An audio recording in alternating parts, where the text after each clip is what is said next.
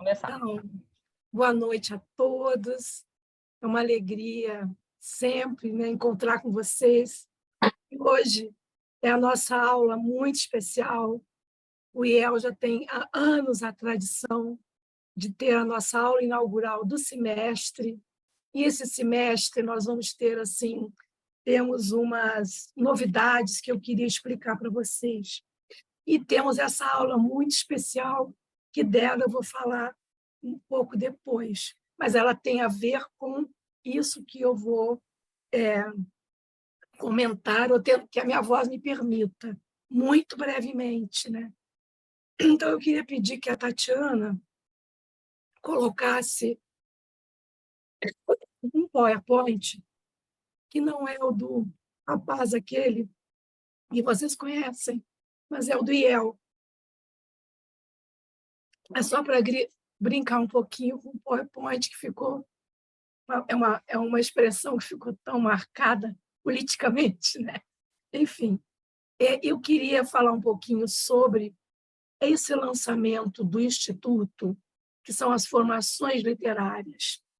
Como todos vocês sabem, o IEL existe há 28 anos, sendo que 25 com a sede própria, que muitos e muitos daqui frequentaram, e que precisamos, né, necessitamos fechar durante a pandemia, pela impossibilidade mesmo de continuar com o espaço, já que o IEL é um espaço alternativo, que não tem um financiamento público, né?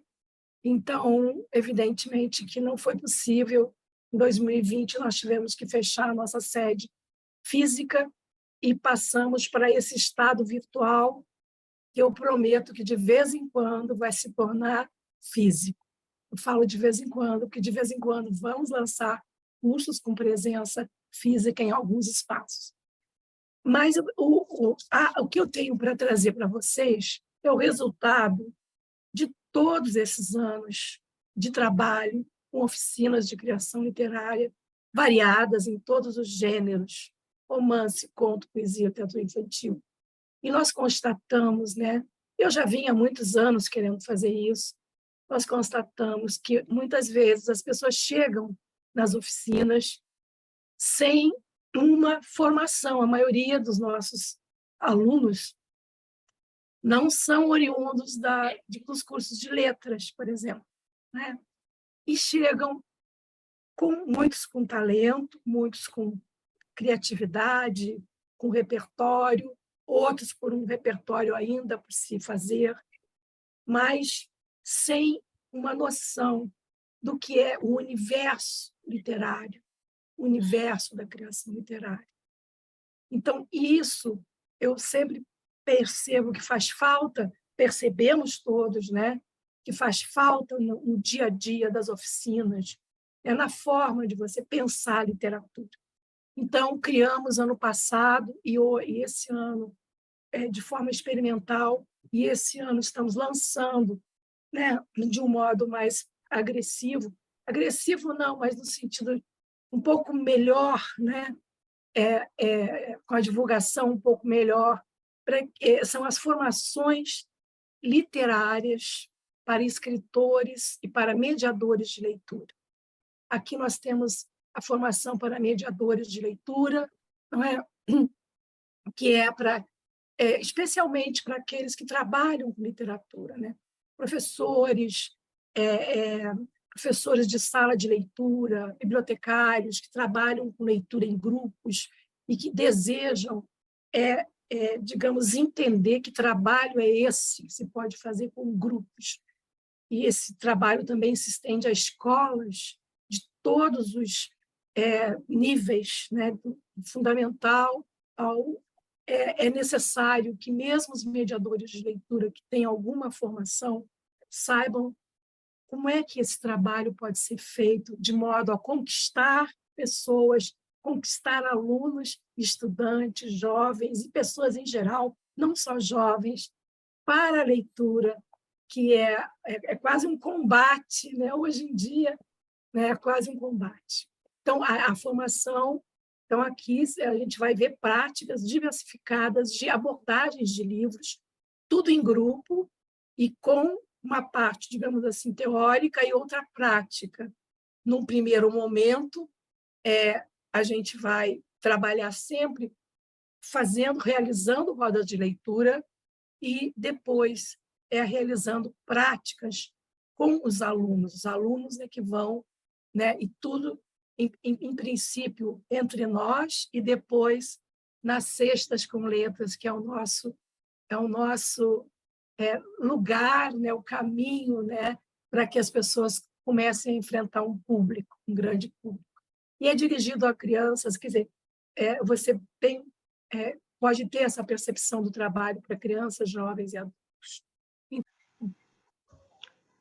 A formação, então, para os escritores, que agora aqui está mediadores ainda, aqui, é importante. Tanto uma quanto a outra, escritores e mediadores de leitura, ela é disponibilizada para o público em geral, né? E elas duas são compostas de 160 horas ou 10 meses. Quem não pode fazer em 10 meses até pode deixar alguma matéria, mas tem que completar a carga horária, tá? E são cursos, ela é constituída, as formações são constituídas por cursos obrigatórios, tem uns que são obrigatórios, e alguns cursos eletivos. A formação literária para escritores, né, ela também tem esse desejo, né, de atender a demanda daqueles neo-escritores, escritores que estão começando, ou mesmo aqueles que já estão, digamos, trabalhando, mas que desejam ampliar os seus conhecimentos na área, principal, saber o que é o livro. Quer dizer, na verdade, é um material com que você vai trabalhar, é o livro, e o livro ele não chega voando às mãos do leitor, e ele não se transforma num livro magicamente a partir do momento em que você escreve, né? Então, você tem que entender várias questões, né, que passam desde a história do livro, a história da literatura brasileira, né, para você saber que o livro não nasceu a partir daquilo que você faz, mas que ele tem uma trajetória. O Assis vai falar muito melhor que eu sobre isso. Então, nós temos as matérias também, obrigatórias e eletivas. Esses cursos, eles são acompanhados, o aluno escolhe uma prática textual. Se ele quer escrever para criança, ele vai escolher uma prática para crianças. Se ele quer escrever crônica, conto, poesia, temos todas essas práticas. Então, é disponibilizado para ele, então, uma prática durante o ano todo, né? Criação, acompanhamento, informação, né? Então, nós temos aqui como fala, né? O IEL entende que o escritor necessita não somente de uma compreensão mínima das principais técnicas de trabalho textual, como também da compreensão intensiva e extensiva do universo literário. História da leitura, gêneros literários, mercado editorial. Você, como autor, entender o que é o mercado, seus direitos autorais, e como tudo isso hoje acontece, né? O mundo mudou muito, né? Como isso acontece. Então, aqui, vou apresentar para vocês alguns dos profissionais que vão orientar os cursos. Aqui, as matérias obrigatórias vão passar. Então, nós temos a história do livro e da leitura, tá? Que é conduzida pela professora Sandra Reimão e Manuela Reale, da USP. São pessoas que trabalham com esse universo já há um tempo, que vão introduzir vocês nesse mundo, de onde vem, para onde vai o livro, como ele chegou a ser livro até aqui. Próximo. E tanto os mediadores, os escritores, né? Formação literária, os mediadores e os escritores vão fazer esse curso, é um curso obrigatório. Próximo, então. Agora, a breve história da literatura brasileira. Tá? Aqui faltou brasileira, viu, gente? Da literatura brasileira, tá? Que vai ser conduzida pela Marlene Araújo, e são cursos breves, de 16 aulas, não se assustem, não é uma faculdade de letras é para que você tenha noções mínimas de onde você se encontra, e também os mediadores precisam conhecer, que até para comentar um livro, ler um livro, a gente precisa entender, não é, que esse livro não está ali solto, que tem uma história por trás, que tem uma história adiante dele, né? Enfim, vocês, e conhecer esse universo da literatura brasileira. Depois tem um curso obrigatório também, que é de introdução aos gêneros literários, onde vocês conhecerão as diferenças entre os gêneros, conto, prosa, conto, poesia, crônica, romance, literatura infantil e subgêneros, que é com o mestre Arthur Teló. Esse curso já é no segundo semestre, uma carga maior de 32 horas. Podemos andar. Também agora, para os mediadores de leitura, agora especificamente, é um curso Rodas de Leitura, Teoria e Prática, comigo e a Vânia Salé. Ambas temos uma experiência grande com trabalhos de leitura em grupo, né? E esse trabalho ele vai resultar, né, sempre com a teoria aliada à prática, muita prática, ao mesmo tempo conhecimento de autores e de universos e técnicas de trabalho, técnicas de abordagens de livros, e principalmente essa prática que todos os alunos também comparecem com ela, né? Nessa sexta-feira mesmo, nós vamos ter as Sextas com Letras, que é um projeto que já tem 4 anos, que existe na Estação das Letras e foi criado pelos alunos desse grupo, desse curso Rodas de Leitura, Teoria e Prática. Próxima. Vamos para a aula. Aqui são as práticas textuais para os escritores, que são essas: oficina de escrita criativa, com a professora Valesca de Assis, onde vocês também vão conhecer, tanto vão, digamos, desinibir a sua prática textual. A maioria das pessoas quer escrever e muitas vezes não tem essa oportunidade, né, de desinibir e, ao mesmo tempo, perceber que determinadas técnicas fazem parte dessa desinibição. E a professora Valesca vai trabalhar com vocês exaustivamente, não é exaustivamente do cansaço, mas muito no sentido em que você vai concluir o curso percebendo, pensando que escrever não é tão difícil quanto parece. E a oficina do conto, são as práticas. Quem quer fazer o conto, escritor que queira desenvolver, né? A oficina do conto com o professor Roberto Amabile, a oficina de poesia, para quem também está começando a escrever poesia e quer entender melhor como é que isso acontece, é comigo. Eu sou uma mulher das multitarefas, mas não tantas. Na poesia é uma coisa que eu trabalho há muitos anos. E a oficina do romance 1 e 2, com o professor Marcelo Maluf, que é um escritor, um escritor contemporâneo fantástico, que tem um trabalho muito bonito nesse começo. E aí temos também a oficina da crônica, com Luiz Henrique Pelanda, cronista paranaense, excelente cronista, a oficina de literatura infantil e juvenil 1 e 2, com a professora Márcia Cristina Silva, autora de vários livros infantis lindíssimos.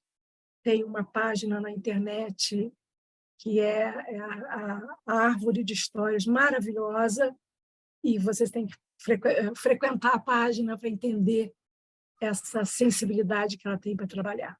Temos a oficina da Crônica 2, já no segundo semestre, tudo, que com o professor José Castelo, à medida que você vai avançando, os níveis vão variando, né? Oficina de Poesia 2 também, com o professor Nuno Rau, e a Oficina do Conto 2, com o professor João Paulo Vaz. À medida que você vai adquirindo intimidade com essas matérias e técnicas, você vai mudando de nível. Os profissionais das matérias eletivas, vamos lá, vamos rapidamente. Né? Então, no curso de formação literária, tanto essas matérias, tanto os escritores quanto mediadores, todos podem fazer. Tá?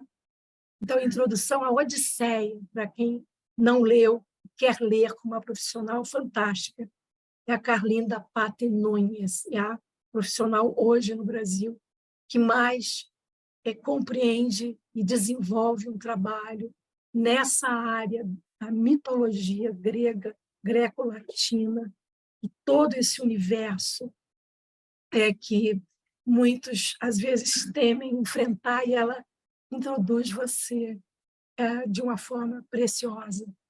Temos também Como Escrever uma Autobiografia, com a Tânia Carvalho, biógrafa, e uma excelente professora nessa iniciação. Um curso também, vocês podem escolher os eletivos, tá? Os cursos eletivos, parece muita coisa, mas você pode escolher. Temos a leitura do poema, com 3 professores fantásticos, que é o Antônio Carlos Sequim, Marcos Pache e Eucanaã Ferraz. Todos 3 poetas, professores, e, ao mesmo tempo, com uma abordagem fantástica para quem deseja entender melhor o que é um poema e o que é ler um poema. E para quem quer escrever também é importante. No segundo semestre, ainda no segundo semestre, são mesclados, né? Temos a breve história de literatura para crianças e jovens com a Ninfa Parreiras, que é a nossa decana há muitos anos, quase 20 anos de trabalho com a estação, mais de 20, com a Estação das Letras, com grupos já muito maduros nessa área, e uma leitura comentada da Sagarana, com o Braulio Tavares, que é um curso de leitura, né? Leitura linear de Sagarana, com as orientações desse mestre, que é o Braulio. Próximo, tem mais? Está aqui, terminou. Informamos, né, que os cursos, né, podem ser feitos de forma individual ou dentro das formações. Então, se alguém não deseja fazer o curso dentro das formações, pode escolher um, outro. Quer dizer, são cursos que vocês podem frequentar individualmente. Tá? No início, dia 6, né? As inscrições estão abertas até dia 6, e o início, dia 13. Procurem lá o IEL e divulguem, que nós estamos precisando de divulgação sempre. E agora vamos para a nossa aula. Desculpa ter demorado tanto, viu, Assis? A voz não ajudou muito. Eu espero que tenha... Sem som, Assis. Está sem som. Agora eu queria só fazer uma apresentação e o meu agradecimento ao Luiz Antônio de Assis Brasil. Já é nosso parceiro há muitos anos, com a Oficina do Romance. Ele é mestre, doutor em letras, é o docente, e ele trabalha nas oficinas e criou, né, a primeira oficina literária do país, em 85, na PUC do Rio Grande do Sul. E dessa oficina nós temos hoje uma quantidade imensa de escritores que vocês já ouviram falar, já leram, como Daniel Galera, Cíntia Moscovici, Ômega Betega, Letícia Wierchowski, e uma quantidade imensa. Esse trabalho, ele não resulta de nada, ele resulta de... Primeiramente, vem de... a autoria do trabalho de ficção é de um grande ficcionista. Né? Vocês estão diante de um grande romancista, um grande ficcionista, que tem uma série de romances premiados, traduzidos no país inteiro, prêmio Jabuti, prêmios do INL, Instituto Nacional do Livro, Biblioteca Nacional, prêmio de obra publicada, Portugal Telecom, A Margem do Sol, A Margem Móvel do Rio, desculpa, A Margem Móvel do Rio, Portugal Telecom, e a quantidade também de livros que foram levados ao cinema, como o Concerto Campestre, que gerou esse filme lindo, que é Videiras de Cristal, e tantos outros, são muitos livros. Para nós é uma alegria ter esse mestre, que ao mesmo tempo é um violoncelista, e ele tem muitos livros em que a música é o carro-chefe. Esse ano nós temos uma rede de amigos e de 2 em 2 meses nós sorteamos um livro. Acabamos de sortear do Luiz Antônio, Música Perdida. Está aqui. Quem ganhou, quem foi? Camila, Tati, Lyudmila, está aqui. Ó. Ela vai ler e se deleitar. São livros maravilhosos e livros, em grande parte, passam no Rio Grande do Sul, algumas sagas, como esses Perversas Famílias, Pedra da Memória. Eu tenho a obra inteira aqui para mostrar para vocês. Assis, sem palavras para agradecer todo o apoio que você nos dá e sempre deu. Tá? Obrigada. Obrigada a vocês por esperarem esse tempo todo. Agora vamos à aula. Tá bom, Suzana, e quero pegar esse último gancho aí da literatura, da música, né, e dizer que eu estou com Esse eu não vi ainda. 540 páginas, tá? Tá aqui. Mozart Leopold, dedicado, digamos, sobre a figura do Leopold Mozart, pai do Wolfgang Amadeus Mozart. Vai sair em maio. E ele vai ser muito legal porque ele terá um QR Code que as pessoas poderão ouvir as músicas citadas no livro. Basta pôr ali, acessar o QR Code com o seu celular, vai poder ouvir. É um projeto, realmente, um projeto grandioso. Talvez seja o livro meu livro, da minha vida, digamos assim. Foi só para pegar o teu gancho aí, tá? De música e literatura, tá? Pois bem. Então, Suzana, muito obrigado, tá? Pela apresentação absolutamente exagerada, feérica, e que eu não mereço, mas agradeço. Tá? E quero dizer assim, eu quero conversar algumas coisas com vocês acerca do escrever. Quer dizer, isso aí, claro, é um tema gigantesco, né? É um tema assim sobre Deus e seu tempo, é a mesma coisa, tem a mesma amplitude de Deus e seu tempo, tá?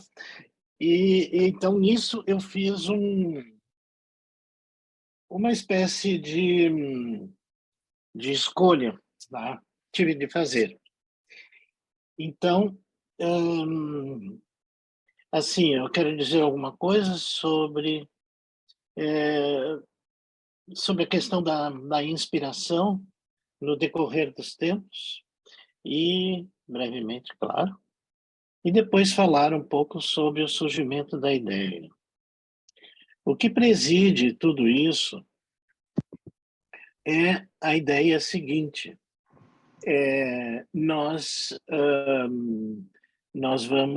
precisamos, digamos, entender que a ideia da formação de escritores, ela é quase tão antiga quanto a própria literatura.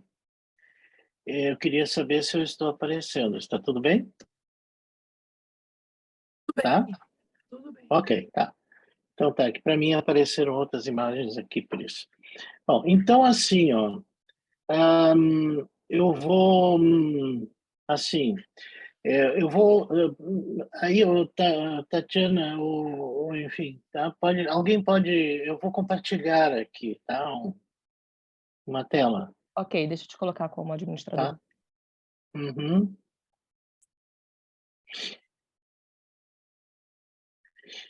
Eu, assim, ó, PowerPoint para mim é uma coisa um pouquinho complicada, mas quer dizer, eu sei fazer, né? Eu tenho uma sobrinha que faz e tal, né? Mas eu acho às vezes aqui no caso, né, foi necessário, né, na exposição da Suzana, porque claro tinha muito texto, tinha muita informação.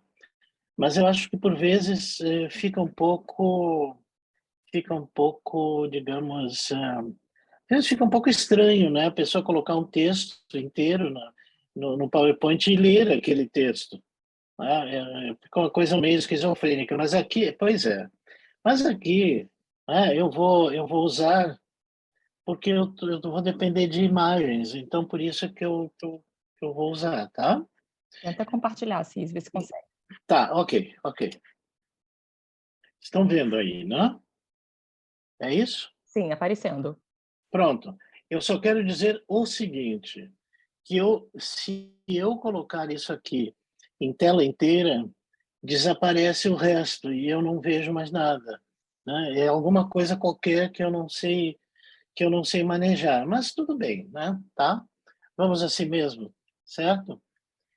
Então, o que eu chamei assim, ó, da inspiração aos cursos de escrita, tá? É um certo passeio que eu faço por esses domínios. Poderia ser chamado da inspiração à aprendizagem do texto literário, tá? Que é uma coisa que não se ensina, mas se aprende, tá? E se aprende porque nós não nascemos com todo o conhecimento necessário para escrever um texto de literatura, não é mesmo? Então, nós temos de aprender. E como é que ocorre essa aprendizagem? Essa aprendizagem acontece fundamentalmente, tá? Como, aliás, eu digo no meu livro, Escrever Ficção, editora Companhia das Letras, 2019, como eu digo nesse livro, a, a grande aprendizagem que acontece é na leitura, evidente, é na leitura, tá? A leitura é a grande aprendizagem de qualquer escritor, tá? Sem dúvida. A escritura, escrever muito, tá? E, em terceiro lugar, agora nós temos o recurso das oficinas literárias, tá? Como essa que eu mantenho há quase 40 anos na PUC do Rio Grande do Sul. Eu quero só fazer um adendo aqui na observação que fez a Suzana, que ela disse que foi o primeiro curso. Eu diria assim, ó, não foi o primeiro, mas ele é o mais antigo em funcionamento, tá? Porque nós tivemos outras experiências, enfim, assim, digamos, outras experiências pontuais que foram muito interessantes, tá? Sem dúvida, tá? E, enfim, não vale a pena. Então, eu quero essa retificação, o complemento que eu queria fazer. Então, que eu trabalho há maior tempo com isso, tá? Ó, então, assim, ó, então eu penso na inspiração, tá? Vamos ver o que vem a ser isso, tá? Aqui nós temos Nicolas Poussin. Eu tenho esse quadro aqui, ó, eu estou trazendo para vocês, que ele é um autor, enfim, maneirista, vamos dizer assim, né? Ainda tem algumas coisas do Renascimento, mas já tem o maneirismo, sim, maneirismo, pré-barroco, enfim, o Nicolas Poussin está nesse esquema aí. Eu gosto muito dessa imagem, porque ela representa algumas coisas interessantes, né, para quem escreve. Então, nós vemos ali alguns personagens que são bastante identificáveis. né? Apolo, claro, né? Com a sua lira, né? Aquele ali que está escrevendo, digamos que está com um papel e uma caneta, né?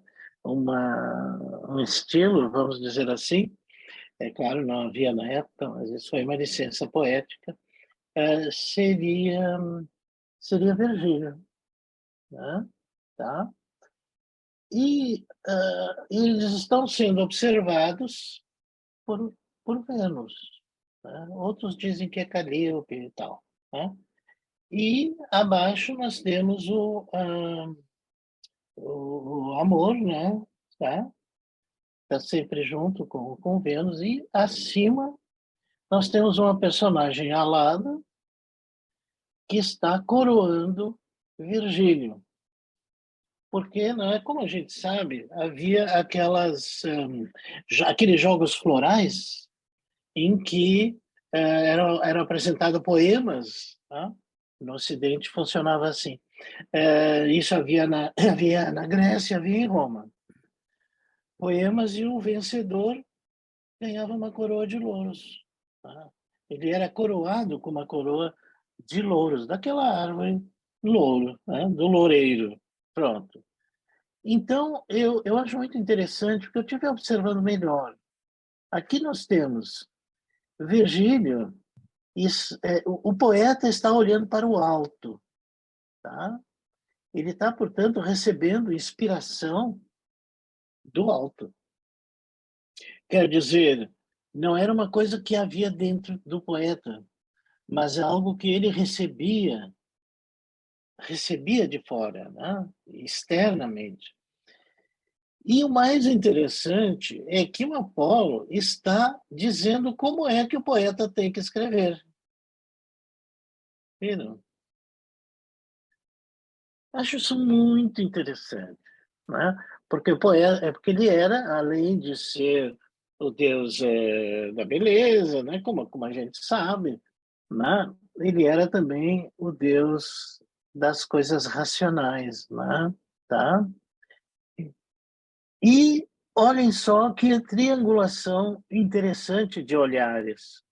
O poeta recebendo a inspiração do alto e Virgílio dizendo como ele deve transformar aquela inspiração em texto. Tá? Então havia um mediador aí. O mediador é Apolo. O mediador que diz o how to do, né? Está dizendo como o poeta deve escrever. Não basta receber a inspiração divina. Vejam, essa ideia é muito antiga. Percebe-se, portanto, que existe desde sempre a ideia de uma aprendizagem, tá? Tá? E nesse caso é algo que Virgílio, o poeta, depois nós vamos falar de novo do Virgílio, tá? Estava, portanto, não bastava a não bastava a inspiração, aquilo precisava ser escrito, tá? De acordo com o que seja e que se entendia por literatura. Legal, não é? Bom, agora eu tenho aqui Caravaggio, tá? A inspiração, que eu chamo de inspiração cristã, 1571, 1610. Tá? Aquela era inspiração pagã, eu chamei assim de inspiração pagã, agora é inspiração cristã. Né? A inspiração cristã é muito interessante. Caravaggio, você sabe, né? Ele está sendo redescoberto, né? Como um grande, grande pintor, tá? E vale a pena conhecer bem. E é muito curiosa essa pintura dele, tá? Porque, vejam só que interessante. Aqui nós temos o evangelista, São Jerônimo. o evangelista Mateus, creio, tá? Olhem, ele está recebendo inspiração de um ser extraordinário, né? Não chega a ser um anjo, estão vendo? mas um ser que vem dos céus. E eu vejo até com muito humor esse quadro do Caravaggio, porque olhem lá, vamos chamar de anjo, né? O anjo está dizendo assim, eu parece que estou vendo esse anjo. Olha só, velho, tu tem que fazer o seguinte, ó, tem que escrever desse jeito, veja o que ele está fazendo, ó. Tem que escrever desse jeito, tem que fazer assim, né? Então, o evangelista ele está recebendo a instrução do anjo como escrever, tá? Então, eu diria assim, aqui nós temos, isso tudo pertence àquela classe das inspirações extraordinárias, né? Transcendentes, vamos dizer assim. Tá? É muito bom isso, né? Bom, aí, aqui tem uma coisa que eu chamo Fragonard, a inspiração iluminista, né? Quando a gente fala no Fragonard... Tem razão, né? Oi? Desculpa. Então, assim, ó, na inspiração iluminista, né, nós já temos algo bem interessante aqui, tá? Por quê? Assim, ó, o Fragonard, claro, pleno iluminismo, tá? Acreditando nos poderes da razão, tá? E também sem abandonar, naturalmente, a ideia da inspiração. Mas olha que coisa interessante. Ele está olhando por cima do seu ombro, tá? Para alguém ou alguma figura ou algum motivo que está, a inspiração do poeta, né? Que está, digamos, quase à altura dele, mas não está mais nos céus. Então, esse poeta ele recebe a inspiração já de não é algo mais transcendente, é algo que o cerca. Tá? Com isso, nós vamos humanizando a ideia da inspiração. Tá? E ele está ali pronto para escrever. Tá? Bom, tem muita coisa para falar só nesse quadro aí, mas enfim, tá? Bourdieu, 1800, aqui nós já passado o iluminismo, tá? Nós caímos então no século XIX, aquilo é uma coisa que eu chamo de inspiração burguesa, tá? O Bourdieu foi um pintor, digamos, mais um ilustrador, né? Não era um grande pintor, um grande criador, mas era muito competente. Os quadros dele são muito bem avaliados atualmente. Então, Bourdieu, eu trouxe aqui para vocês a inspiração, tá? De um quadro que ele fez da poeta Safo, tá? A famosa poeta Safo da ilha de Lesbos, tá? Que escreveu os primeiros poemas homoeróticos, digamos assim, tá? Então, olha que coisa interessante. A Safo não está recebendo inspiração, já não recebe mais inspiração divina, nem nas coisas que estão exatamente circundando, como no caso do Fragonard, mas aqui ela está com a sua tábua, né, recoberta de cera para escrever, né, e o seu estilete. Nota que coisa interessante, porque observe o olhar de viés da Safo. Ela está duvidando da própria realidade que a inspira. Como quem diz assim, será que eu devo acreditar nisso? Será que eu vou aproveitar isso? Será que isso aí é interessante ou não? Esse olhar de viés da Safo, para mim, é muito significativo, tá? Dessa inspiração que discute o próprio, o próprio real, né? Tá? A própria realidade. Muito bom isso, né? Bom, hoje o olhar psicanalítico, tá? E eu trouxe aqui eu não consigo tirar essas coisas assim. Ele, ele é o Dr. Freud, tá? E essa figurinha eu trouxe aqui que eu acho interessante, né? Vocês já viram, né? Quer dizer, bom, não preciso explicar, vocês já entenderam tudo, né? Quer dizer, o paciente psicanalítico está com aquela coisa toda embrulhada na cabeça dele, né? E o Dr. Freud fica tecendo aquilo, tá? E transformando aquilo numa coisa útil. Tá? Bom, gosto muito disso, tá? Nós já estamos, portanto, num outro patamar, tá? Nós já abandonamos aquelas inspirações antigas, tá?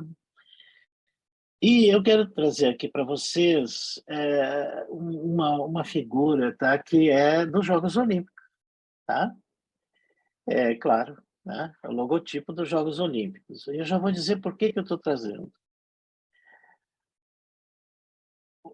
Uma vez peraí, assim, eu encontrei com um grande amigo, psicanalista gaúcho, já falecido, foi um dos primeiros, talvez, psicanalistas brasileiros, Dr. Ciro Martins, que a Suzana deve ter conhecido, né?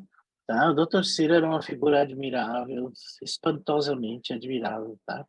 Psicanalista, tá? E eu encontrei com ele num supermercado. Estavam se realizando um dos Jogos Olímpicos, não sei qual. Eu falei para ele, disse, Dr. Ciro, eu tenho um problema de falar sobre a inspiração para os meus alunos, eu não sei muito o que dizer. O que o senhor me diz como psicanalista? Ele diz, isso é muito simples, meu filho. Assim, ó, sabe sabe o logotipo dos Jogos Olímpicos? Eu disse, sim, claro, aquelas argolas todas que estão ligadas. Aí ele me deu uma explicação. Ele era um homem grande, né?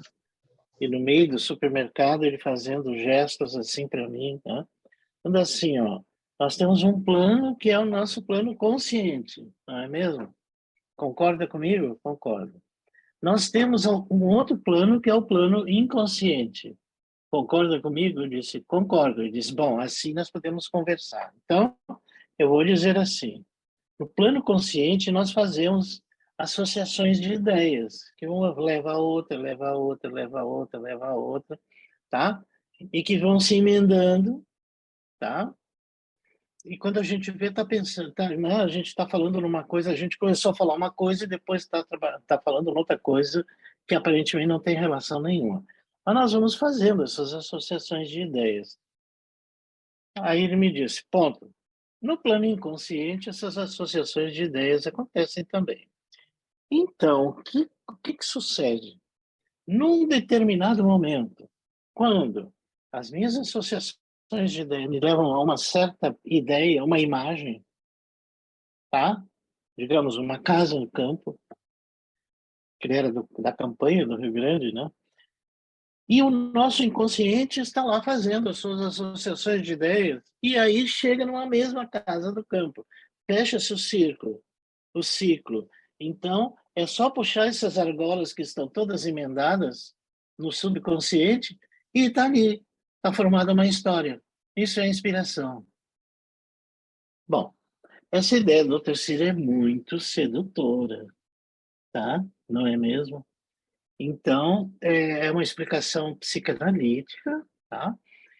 E depois ele publicou um ensaio chamado Criação Artística e Psicanálise, em que ele trabalha melhor essa ideia, tá? Ele me disse sempre, né? Isso não é uma ideia criada por mim, né? Isso é apenas trabalhar intensamente o pensamento freudiano. Então, chega-se a isso. Então a pessoa diz, estou inspirado, né? Então essa inspiração vem dessa digamos, desse check entre as associações conscientes, associações de ideias, associações de ideias inconscientes, tá? Eu acho uma ideia interessante, eu penso assim, ó, que é uma ideia muito sedutora, nem que seja como um exercício mental, tá? Aí vocês veem como a coisa evoluiu, né? Desde o tempo de Virgílio, não é mesmo?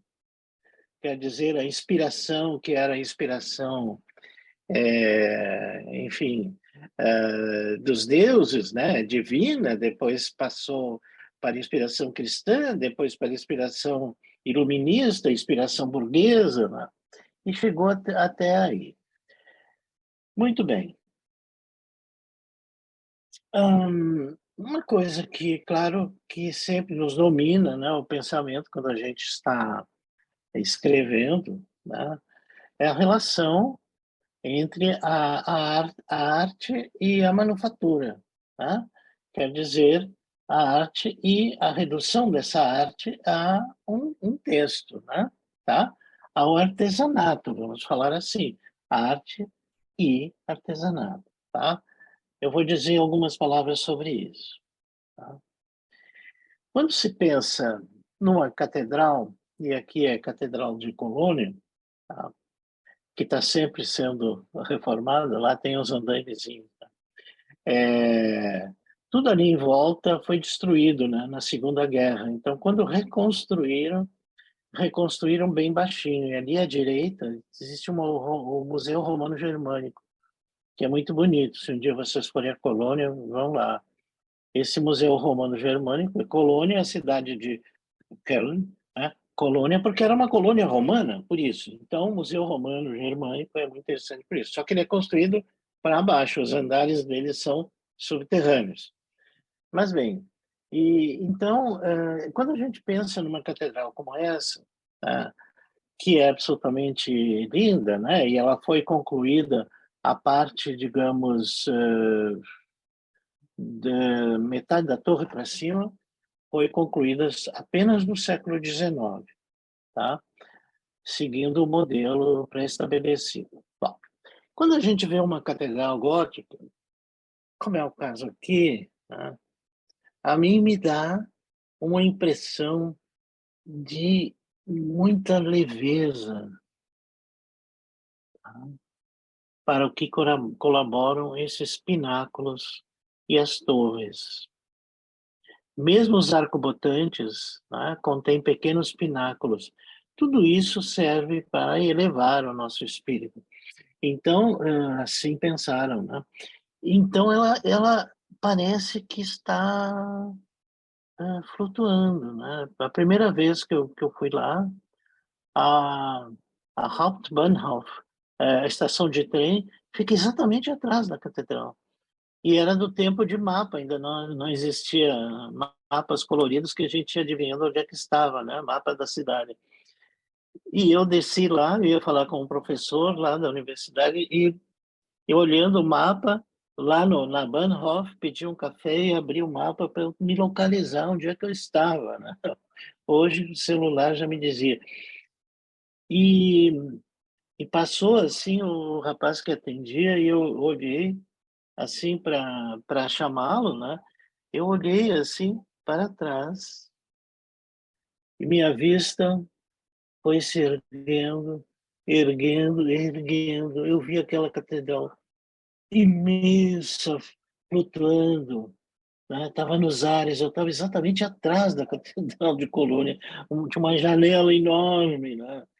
Então, a catedral sempre, qualquer catedral gótica, que eu considero a maior criação do gênio humano, tá? Mostra essa elevação, né? Essa coisa. No entanto,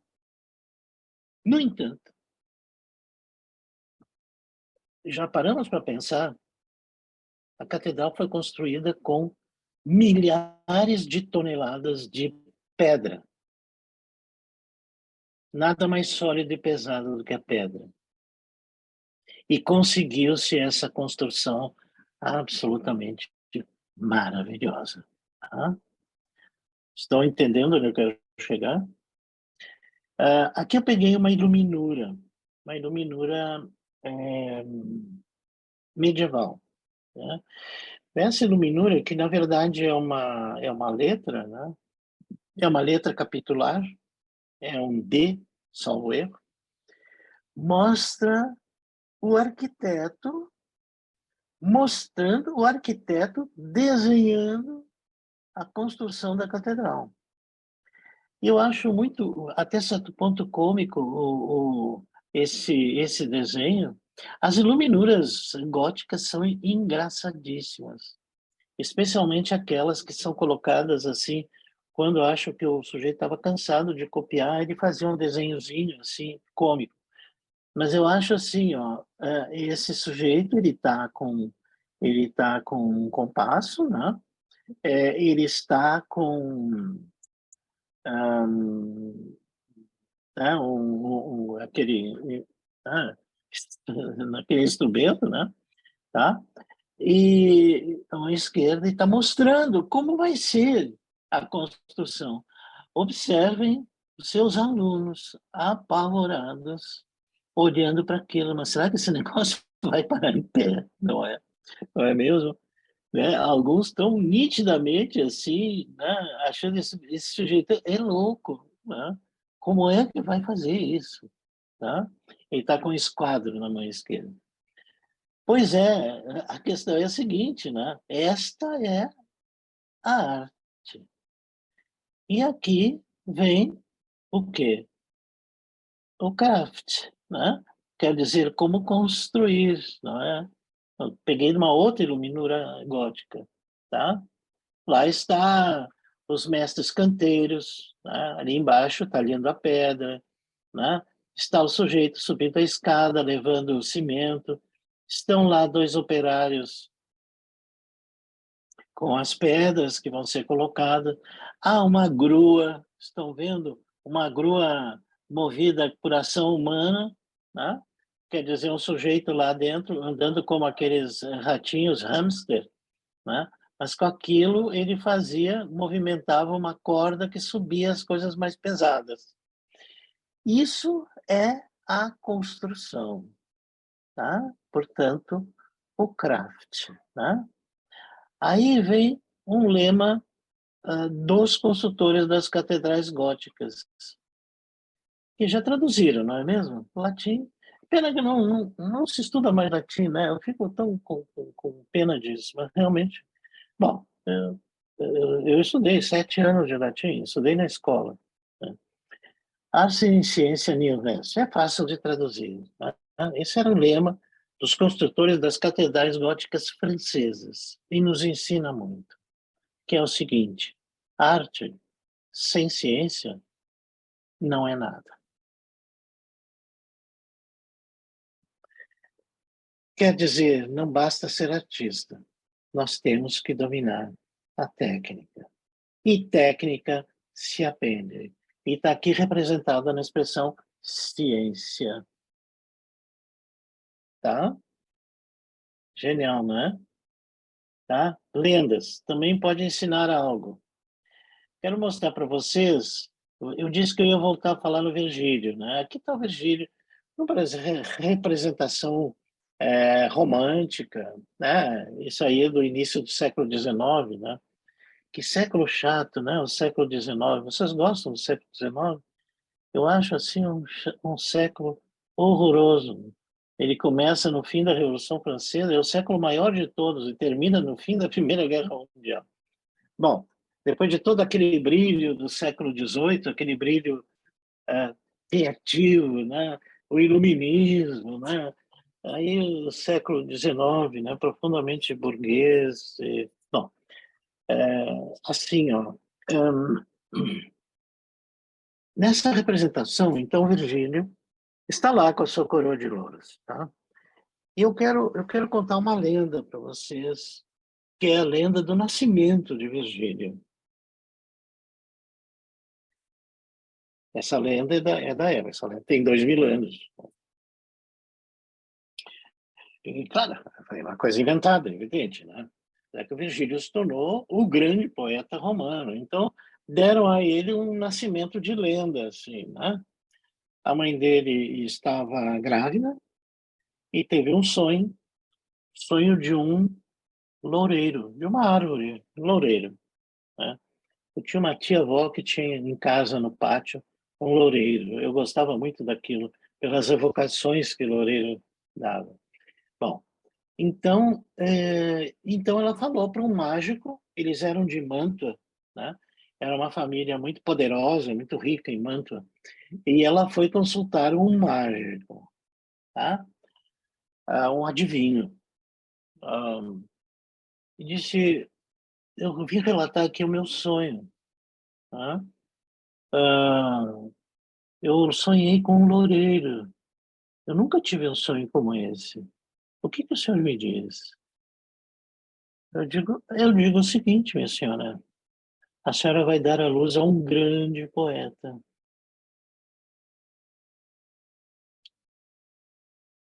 que será celebrado pelo mundo todo. De fato, né? Quem não se lembra da Eneida, né? A Eneida que nós praticamente decoramos no curso secundário. Arma virunque cano, trojec primus amores, italiano, fator profugus, lavínia, que veni, que tatana, né? Essa coisa maravilhosa, tá? Que o Camões copiou, traduziu e fez com o primeira estrofe dos Lusíadas. É a mesma coisa, praticamente é traduzido do Virgílio. Vai dar luz a um grande poeta. Mas é o seguinte, quer dizer, ela disse, muito obrigado, fico muito feliz, eu vou deixar aqui a minha oferta, né? Tá? Aí ele disse,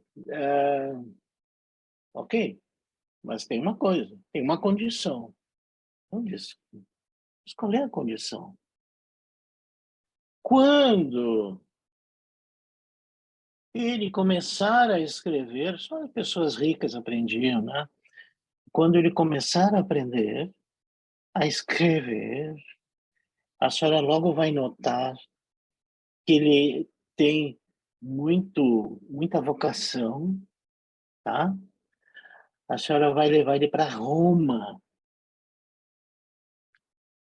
Para Roma? O senhor está louco? Aquele antro de prostituição e roubalheira e disse, minha senhora, é verdade.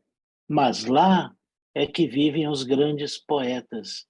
E a senhora vai mandar ele para lá para, atenção, o que, que disse o mágico? Para ele aprender a escrever poesia com esses grandes poetas. Penso que eu descobri a primeira menção que houve a uma oficina literária. Está na lenda de 2000 anos do nascimento de Homero. Quer dizer, não bastava que ele fosse uma pessoa extremamente talentosa, não, nada, ele não seria nada se ele não aprendesse a escrever poesia com os grandes poetas. Achei essa minha desculpa. Essa lenda caiu assim por nada, por nada. Eu estava lendo outra coisa. Quando eu li né? Essa lenda, eu disse, poxa, eu acho que de fato é a primeira vez que falam que alguém aprende, não é? A a escrever, no caso, com os grandes poetas, como dizia o mágico aquele. E eu colhi aqui algumas frases, tá? Assim, ó, do Delacroix, por exemplo. Aprende a ser um bom artesão. Isso não te impedirá de ser um gênio. Tá? Delacroix que pintou ali, tá? A pintura conhecida dele, a Liberdade Conduzindo o Povo. Tá? Mas observem que o Delacroix faz aquela separação, não é? Entre arte e artesanato, né? Dizendo que tem que aprender a ser um bom artesão, não impedirá de ser um gênio, né? E também ele dizia outra coisa, que era assim, alguém ensinou Michelangelo a misturar o azul com o amarelo para atingir o verde, alguma coisa assim, tá? Não me lembro bem, mas essa frase é dele, para os seus alunos de pintura. Eu tenho mais alguma frase aqui. Esse aqui, ó, nos anos em que vivi, isso aqui foi Maupassant que disse. Nos anos que eu vivi aprendendo com Flaubert, não escrevi nada, mas foram os mais importantes para a construção de minha carreira. Maupassant. Maupassant está aqui à direita, o jovem Maupassant, e o Flaubert ali do lado. Quer dizer, o grande contista, né, que se tornou Maupassant. Ele diz explicitamente o verbo aprender. Quer dizer, nos anos que vivi aprendendo. Aprendendo o quê? Aprendendo literatura. Nos anos em que vivi aprendendo com Flaubert, né? Não escrevi nada. E foram vários anos. Se não me engano, foram 6 anos. Tá? Interessante, né? Quer dizer, portanto, essa ideia do aprendizado, ela é tão antiga quanto a própria literatura. Já tem 2000 anos o aprendizado, a ideia do aprendizado, tá? Aqui é o Eça de Queiroz falando sobre o Machado de Assis, quando Machado de Assis publicou o Primo Basílio, 1878, que saiu em Portugal e saiu no Brasil ao mesmo tempo. E o Machado de Assis leu o Primo Basílio e escreveu uma crítica horrorosa ao Eça de Queiroz. Mas horrorosa. Vocês encontram essa crítica, tá? É só vocês olharem na internet aí, Machado de Assis, Eça de Queiroz, pronto, já vai aparecer. Ele escreveu essa crítica na revista O Cruzeiro, a revista O Cruzeiro do século XIX, né? Porque houve uma outra no século XX. Mas o interessante é o seguinte, é que sabe como é que ele termina essa crítica? Ele diz assim, é, esses naturalistas, ele chamou essa de naturalista, né? Hoje nós diríamos realista, que querem sempre ensinar coisas aos seus leitores e que vão chegar ao ponto, inclusive, de um dia dizer quantos fios de algodão tem num esfregão de cozinha, nos seus livros. O senhor, estão sempre querendo ensinar coisas aos seus leitores, diz o senhor Eça de Queiroz nos ensinou, sim, uma coisa com o seu livro, O Primo Basílio. Escolha melhor suas empregadas domésticas. Vejam que crítica horrorosa, porque lá tem a Juliana, não é? Que era empregada doméstica, que viu as cartas que a Luísa escrevia para o Basílio, jogou no lixo, jogava as cartas no lixo, a Juliana foi lá, pegou, era empregada doméstica, e começou a chantagear a Luísa, não é mesmo? Como a gente sabe. E aí ele termina dizendo essa coisa horrorosa. Mas ele começa falando uma coisa muito interessante, né? Ele diz assim, ó, é homem de talento, falando do Eça de Queiroz. E transpôs há pouco as portas da oficina literária. Qual era esse há pouco? Em 1876, o Eça tinha publicado O Crime do Padre Amaro, né?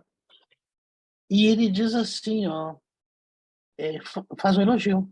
Ele diz assim, e transpôs há pouco as portas da oficina literária. Penso eu, que a primeira vez que o sintagma oficina literária foi usada no nosso país. Claro que ele não se referia às oficinas literárias formais, mas ele se referia ao aprendizado, tá? Que o Machado falava nisso. Né? E nós já sabemos, né, há muito, e eu, na verdade, eu vou só repetir aquilo que eu disse antes, né? Que, de um modo ou de outro, se aprende literatura, já que ninguém escreve sabendo. E esse aprendizado é, reiterando, né? é o ler muito, escrever muito, e, sendo possível, frequentando um desses momentos, esses espaços de criação, né, que tem diferentes formações, diferentes, enfim, modos de dizer, né? Aí cada um inventa uma coisa diferente, mas no fim é a mesma coisa, né? Mas que a gente chama de oficina literária. Então, portanto, são ideias recorrentes e centenárias e milenares que falam da necessidade do aprendizado, tá? E como disse, né, se dá por esses três meios, tá? E outra frase, né, que é do Stanislavski, que é uma frase muito conhecida, né? A técnica é que liberta o talento. Ele estava falando para atores, tá? Ele dizia, não nos adianta termos um ator talentoso se ele não tem técnica, tá? Então, o que ele falava na primeira aula que ele dizia, atenção, pessoal, nós vamos aprender técnica da dança, tá? Técnica. Porque o talento vocês todos têm porque vocês estão aqui comigo. Mas a técnica, isto sim, eu posso dizer para vocês como é que funciona. Interessante, né? Isso aí, tá? Pronto. Eu não vou falar sobre escrita criativa na universidade, porque é um assunto, enfim, que não nos interessa aqui, tá? Eu ia dizer duas ou três palavras, mas não, tá? Então, vamos lá.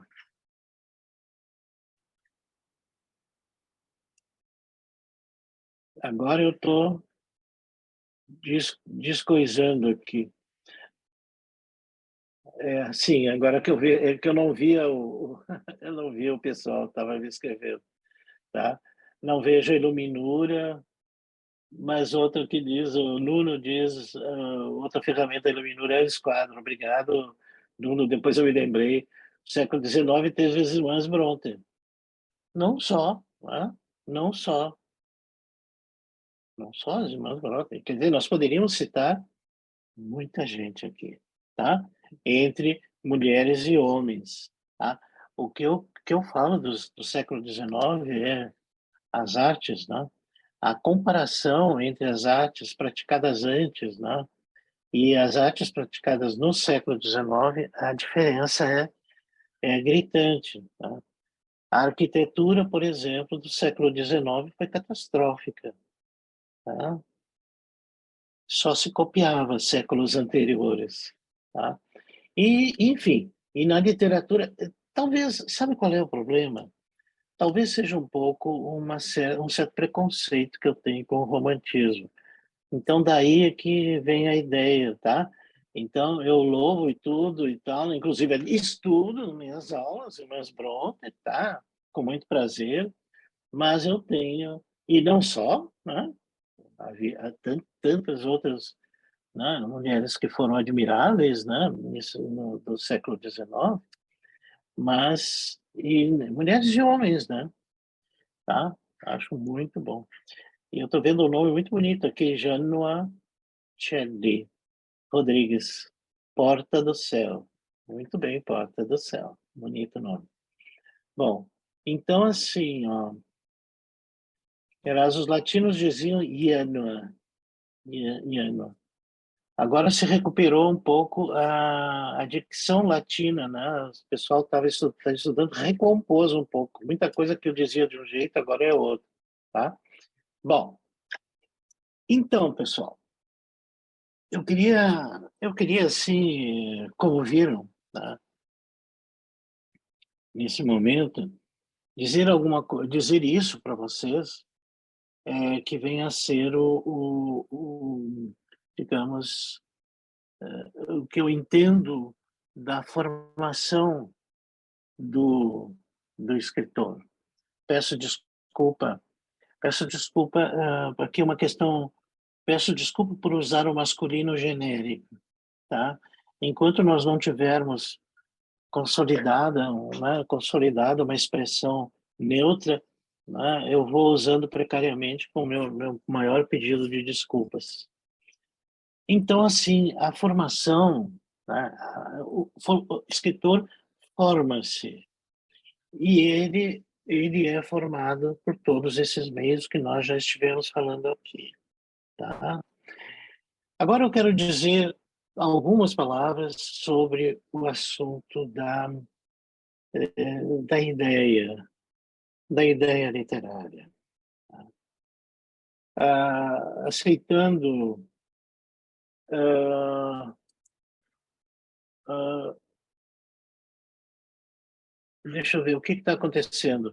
Não, aqui nós temos. Porque o anfitrião me excluiu do compartilhamento de tela? Eu excluí alguém? Eu tirei o que está acontecendo? Eu, digamos, o que eu faço? Peraí. Eu não tirei ninguém. O que houve, Tatiana? Tô tentando entender também. Espera só um minutinho. Eu estou aparecendo. Aqui o César disse que para mim está perfeito. Não, ele, na verdade não deve ter sido excluído, porque a gente só não deu permissão para outras pessoas compartilharem tela. Porque só quem pode compartilhar a tela é o professor ou o anfitrião. Bom, tá. Bom, aí, pois é, aí não sei. Não sei, só posso dizer que eu não tenho culpa nenhuma de nada, tá, pessoal? Bom, para mim tudo é muito bem-vindo, tá? Vamos lá, já que houve alguns... então, ela está dizendo, então, como proceder para ver o orador?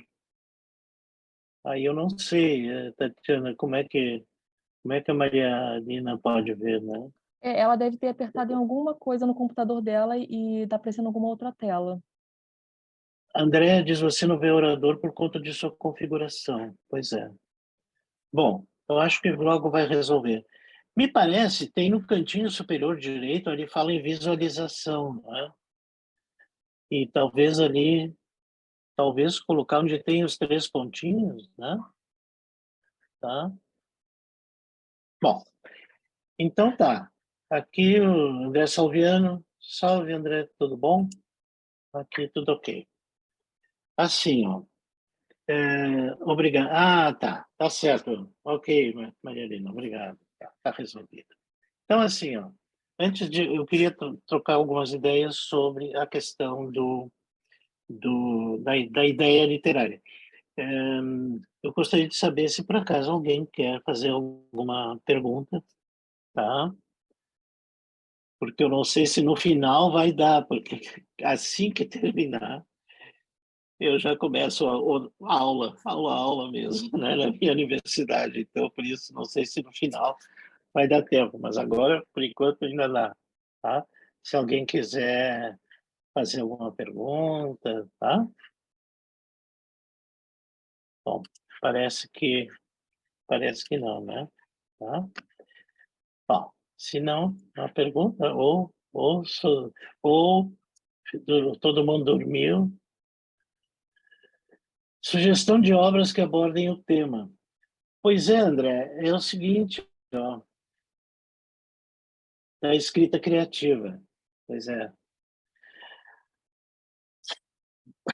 O que vocês estão vendo atrás são tudo obras de escrita criativa, tá?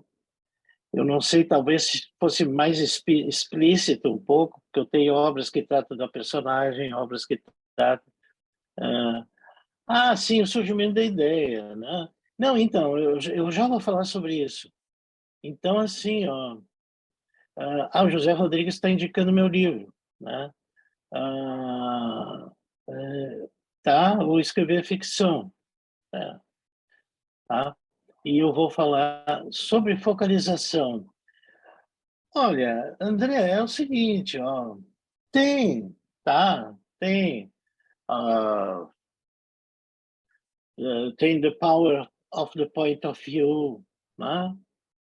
Da Alicia Hasley, por exemplo, né? Que trata disso, tá? Eu vou fazer o seguinte, depois eu vou falar, eu vou Eu vou mandar uma listinha, viu? Tá? Eu mando para Tatiana, tá? Eu organizo alguns livros assim, tá? Que podem ser interessantes, tá? Muito bom, tá? Então, ninguém chamei de mestre, tá? Ana Paula, tá? Excelente livro, tá? Então, sobre a ideia, né? A ideia, na verdade, é assim, ó, eu parto, é naturalmente é algo que eu trabalho no meu livro, escrever ficção. Mas acontece que, às vezes, essas coisas são bastante, sim, bastante secas, né? No livro, né? Então, assim, ó, eu costumo dizer que o surgimento da ideia, portanto, já ultrapassamos o assunto da inspiração, vamos falar quando a ideia já está. É, é, um, é, é, um, eu pego a teoria do Big Bang, tá?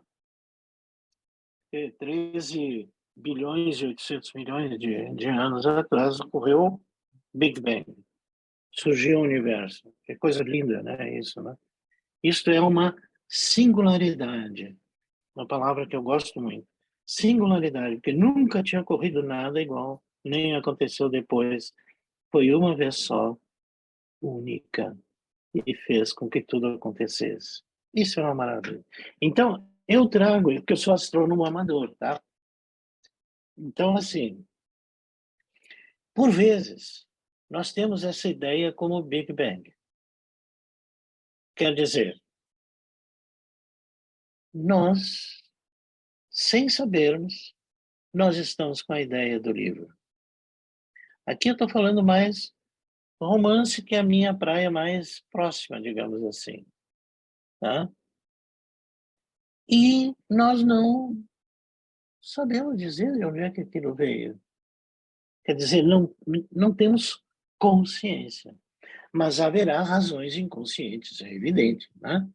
Tá? Que lá fala o Dr. Ciro Martins, né? Naquilo que ele disse lá no supermercado para mim. Mas então, a ideia do Big Bang ela é muito sedutora para mim, tá? Eu acredito nela, tá? Porque já me ocorreu,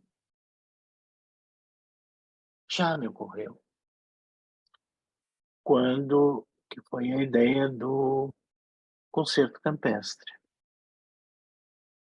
tá? Eu estava numa estância que acima do Rio Grande do Sul chamam de fazenda, né? Nós no Rio Grande, né, não é, Suzana, chamamos de estância. Então eu estava numa estância de uma amiga nossa, e nós estávamos, ela convidou para passar uma semana na estância dela, era a minha aluna, se tornou uma escritora importante, e ela tinha essa estância perto de Pedras Altas. E tá, bom, acontece o seguinte, essa semana choveu toda semana. Então, ela estava muito chateada, então, com aquilo. Eu disse, olha, tá tudo ótimo aqui, ficamos ali ao lado da lareira, né? Bebendo umas coisinhas, né? E conversando. Eu estava me sentindo no céu, né? Era uma estância antiga, do século XVIII, tá? E nós estávamos conversando. E eu vi, ela estava sentada, né? À minha frente, e acima dela tinha um retrato antigo, né? De uma senhora, assim, bastante austera, né? Tá. E eu olhava para o retrato e não olhava para minha amiga Hilda. Eu estou tão impressionado com esse retrato. Eu disse, estou, realmente estou, né? Ela me disse, era uma tia-avó minha e tal. Ela era uma pessoa muito severa e tal, e tal. Quando ela disse isso, começou a falar, surgiu a ideia inteira do concerto campestre. Claro que nós temos de ter situações internas, nós temos que ter conhecimentos internos, tá? Que façam a conexão, naturalmente, para explodir aquilo. Tá? Se eu não gostasse da vida à distância, se eu não fosse ligado à música, né? Nada disso teria acontecido. Mas ocorreu, quer dizer, naquele cadinho subconsciente, aquilo tudo estava lá. Quando ela disse isso, pinhata.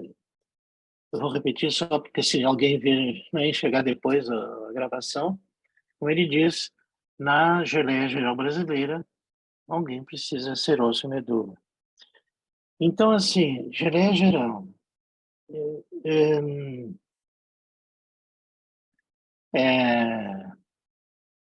uma ideia, e ela é uma ideia difusa. Não se sabe bem o que eu vou fazer com aquela ideia. Tá? E vou citar outro exemplo, vou citar um exemplo meu também, tá? Que é um livro que eu falei há pouco, mostrei aqui o calhamaço que ele é, tá? Assim, ó, eu um dia, vamos lá, eu pensava sobre o Wolfgang Amadeus Mozart, tá? Que é um autor que eu gosto e que eu ouço sempre, não é o que eu mais gosto, tá? Mas é o que me dá muito prazer. Então, o que acontece? Eu pensava assim, vagamente nele. Vagamente que ele poderia ser alguém, alguém assim capaz de ser ficcionalizado, né? Não seria a primeira vez que alguém faria isso, né? Mas como cada época, não é, mudam os conceitos, sempre vale. Por isso que as tantas biografias que se sucedem da mesma personagem. O que passa o tempo, passam os leitores, mudam as estéticas, né? Pensava nisso, tá? E eu sempre fui muito ligado aqui ao iluminismo. Tá? Eu já falei, eu sou iluminista. Pronto. Tá? Gosto do iluminismo, estudo o iluminismo. Né? Esse momento, essa erupção brilhante da razão no meio da superstição. Tá? E pensava nisso e tal. E pensava na transição, tá? Na transição entre o iluminismo e o romantismo, que eu já havia tratado no meu livro Figura na Sombra, tá? Que saiu agora em edição alemã. Se chama Gestalt in Schatten. Mas, bem, esse é um assunto que está sempre nas minhas ideias. Um dia, né, conversando com a Valesca, né, que é professora na estação e tal, nós conversávamos sobre justamente essa transição do iluminismo para o romantismo, tá? Com o Werther, por exemplo, né? Foi a primeira quebra do iluminismo, né? E assim por diante. E, e até eu disse para ela, olha, nós temos aí uma situação bastante interessante, porque nós temos no Mozart, na família Mozart, né? Nós justamente pegou em cheio a transição entre o iluminismo e o romantismo, os pródromos do romantismo. Né? E, e fomos falando sobre isso e tal, até eu disse o pai do Mozart era o Leopold Mozart, que é o título do meu romance. O Leopold Mozart era iluminista e católico, fervorosíssimo. ele conseguia unir as duas coisas, iluminismo e catolicismo, aquele catolicismo da Europa Central germânica, digamos assim, né? Sul da Alemanha, a Áustria, por ali, né? Bom, imagina só, né, a cabeça desse sujeito, né, como seria, né, vendo que o filho, por vezes, e tal. E eu fui falando aquilo, e a ideia, e surgiu essa ideia geral, essa geleia geral, né, de trabalhar com o pai do Leopoldo Mozart. Não foi um Big Bang, foi uma ideia muito genérica, né? E que ficou na minha cabeça durante um bom tempo. Um ano, talvez. Tá? Então, eu fui... Qual foi o meu método aí? Eu procurei ir à gênese da ideia. De onde surgiu aquela geleia geral? Como é que ela começou e tal, né? Aí eu recuperei aquela história do iluminismo, do romantismo. Eu disse, sim, é por aí, né? E a figura é o Leopoldo. O que eu sei dele? Eu disse, eu só tenho pela caricatura, né? Do Leopoldo, que está lá no filme Amadeus, né? Que é uma caricatura. É uma caricatura do Mozart, é uma caricatura de todo mundo, né? Coitado do Salieri, saiu mal lá daquilo. Por sorte, eu regenerei o Salieri aqui nesse meu livro. Coitado, ele é um sujeito que ajudou o Mozart, ajudou o Mozart a conseguir emprego, né? Tá? Falou muito bem. O Mozart dedicou a ele algumas obras musicais e mais. Quando o Mozart morreu, a Constância, a viúva do Mozart, mandou os filhos estudarem música com quem? Com o Salieri, viu? Quer dizer, se ele fosse sujeito odiado pela família, nunca faria isso. Mas bem, então eu disse, eu tenho que recuperar o que dessa ideia seminal que gerou toda essa geleia geral em que eu estava envolvido.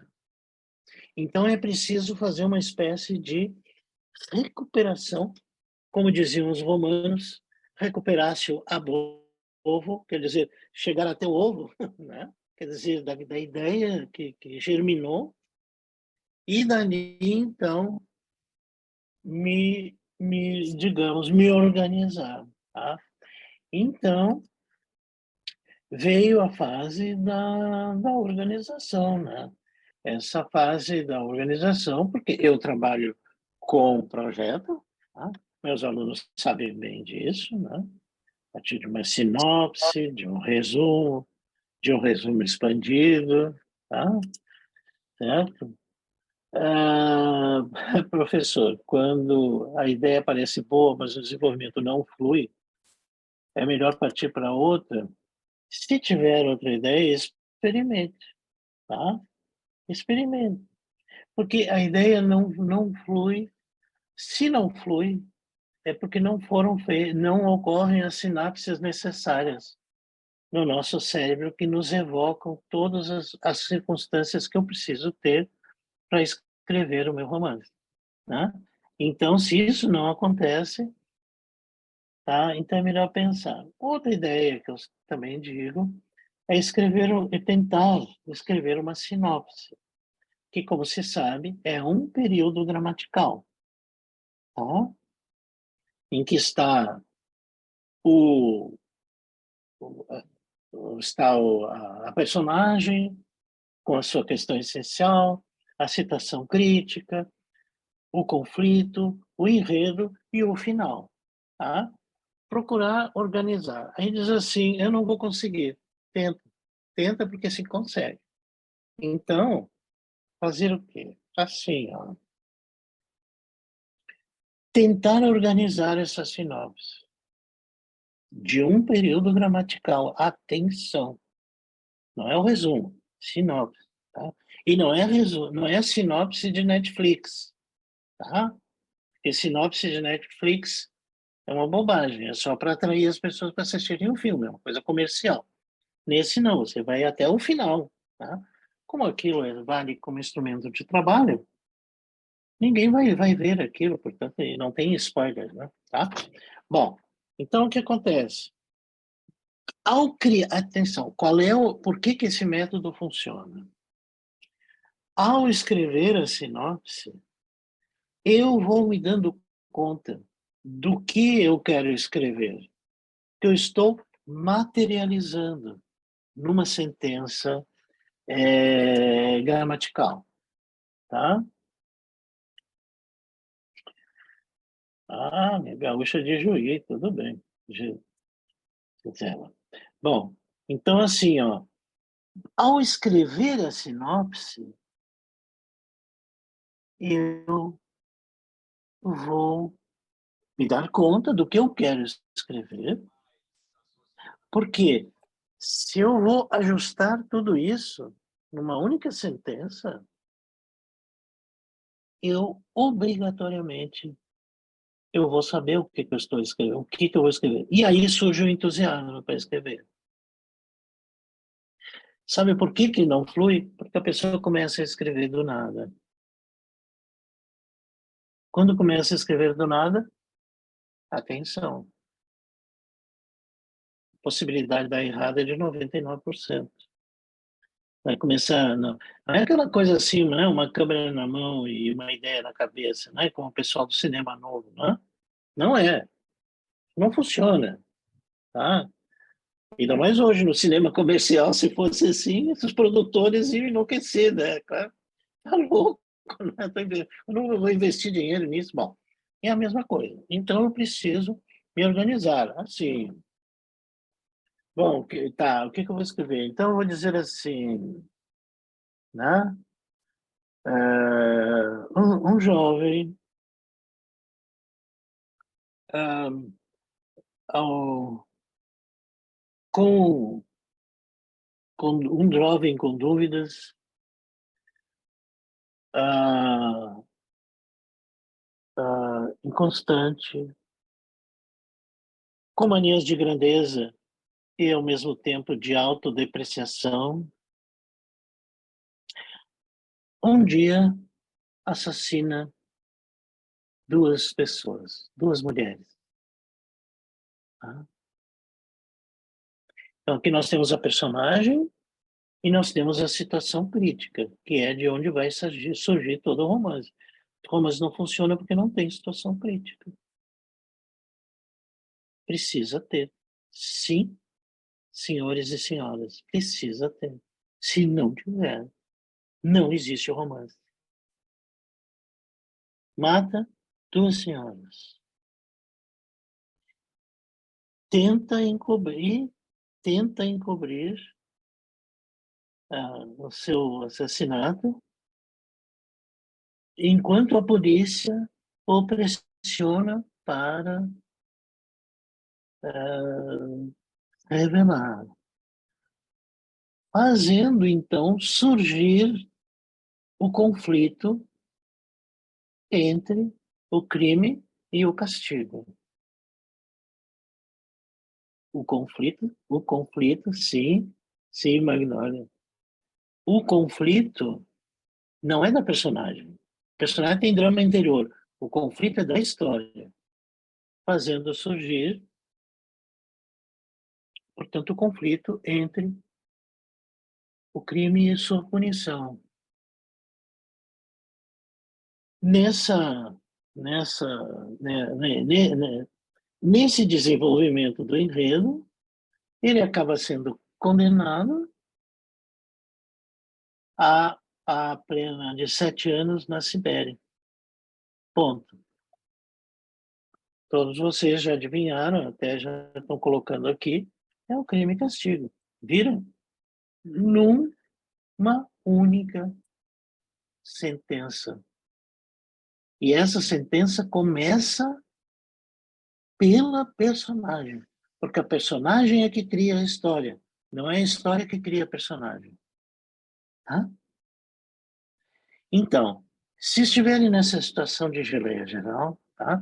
Eu já dei aqui algumas dicas, mas podem, vou escrever sim, vou sim escrever a sinopse dessa história, porque à medida que vai construindo a sinopse, vão surgindo ideias. Quando puser o final plasmado pela história, não começa tá? A vida eterna, nós poderíamos jogar papel fora à vontade, e essa ideia da fini eu, por razões óbvias. Então, that's all, folks, tá? Que já estão me avisando que o tempo está se esgotando, tá? E eu penso ter dado conta do recado aqui, do convite, tá? Agradeço as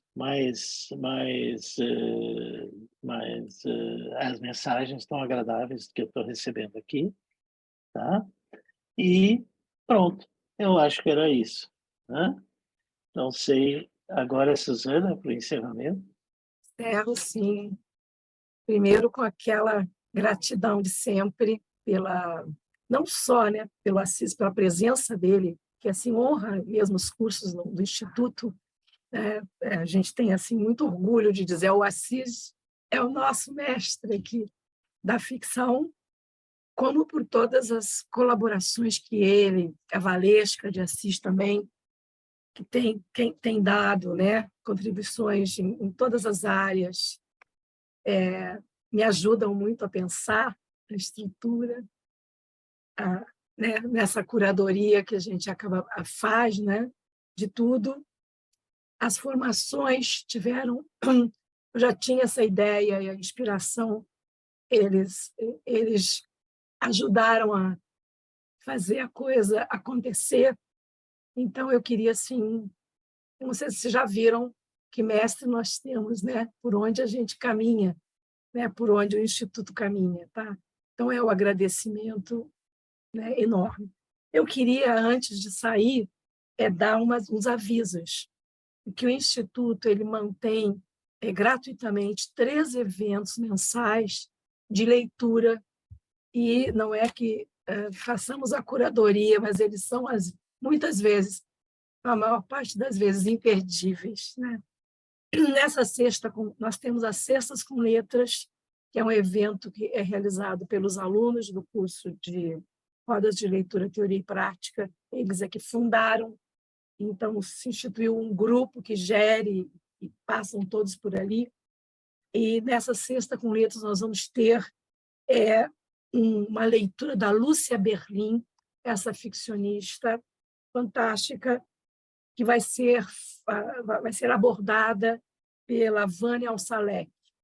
Vocês estão convidados todos gratuitamente, é só se inscrever pelo Simpla e entrar. Depois nós vamos ter, semana que vem, queria anunciar a retomada do Clube de Leitura do Centro Cultural Banco do Brasil, que reinicia seus trabalhos no dia 8, que é o Dia Internacional da Mulher, tá? Às 17h30, o horário agora mudou, e nós vamos abrir com uma homenagem a uma grande ficcionista que nos deixou em dezembro, que foi a Nélida Pinhon. Essa homenagem nós vamos tratar da obra, mas principalmente do Calor das Coisas, que é um livro de contos admirável, que foi escolhido pela votação no Twitter, e quem vai falar é o Antônio Torres, esse ficcionista também de uma qualidade incrível e grande leitor da Nélida, e também a Lilian Fontes, que está por aqui conosco. A Lilian. Ela, escritora também. E a participação virtual da Ana Maria Machado. Vai ser um grande dia das mulheres, um homem homenageando a diferença, né? E cercado por 2 grandes mulheres ficcionistas. Leitura, né? Então, entrada franca e física. Tá? Nós vamos poder nos ver, eu vou poder abraçar, não vou estar com essa voz desse jeito. Certo, gente? Semana que vem, dia 9, logo depois, nós vamos ter aqui na Janela Literária, que também é gratuita, 18 horas, Saramago, José Saramago, é uma abordagem do O Homem Duplicado, que é o livro mais novo, pouco lido, praticamente desconhecido quase, aqui no Brasil, com o Raul de Oliveira. Raul de Oliveira é um especialista no José Saramago, mantém um blog e mantém uma página no... Eu sou muito ruim de internet. Muitas vezes, no Spotify, vocês podem acessar os programas sobre Saramago dele, tá? O Raul de Oliveira. Então, Saramago é 100, é o nome da página. E é isso, quer dizer, o IEL está sempre em atividade, sempre em ebulição e lançando as coisas. É isso aí, agradeço a presença e agora, mais uma vez, esse mestre querido e um grande amigo de muitos anos. Tá, Assis, obrigada aí. Tá, Então, vou melhorar, para falar melhor. vai, melhoras. Então tá, pessoal. Para todos. Muito Beijo. obrigado e Obrigada, arriba. professor. Obrigada, muito obrigada. Obrigado. Ô, Suzana, vai ter comemoração de aniversário do IEL ou não? Vai ter no final de abril, fisicamente, Ah, que dia? presencialmente, e a gente vai tentar por streaming, que seja mesclado. Tá? Mas que dia que vai ser, sabe? A gente está tratando que seja no final de abril, Ah, aqui no Flamengo. Tá? Vamos ver, vamos tentar. tá Vou bom. avisar. Tá ótimo. Obrigada. 18 anos Tchau. tem que brindar. É isso mesmo. Eu sou a mulher das festas. Tá? Tem que festejar, né? Uma vitória e tanto. Suzana, Tá bom. desculpa. Beijos. Essa aula fica gravada para a gente ou não? Ela vai para o streaming agora, daqui a umas 2 semanas, né, Tati? Ah, que bom. Creio que sim, 2 semanas ou um pouquinho mais. Então, a gente procura na página Do do YouTube. IEL, é isso? YouTube Instituto. Estão todas lá. Ótimo. Muito obrigada. Eu, por razões médicas aqui de saúde, acabei chegando atrasada. Perdão, mas aproveitei Mas procura bastante. que a aula foi preciosa.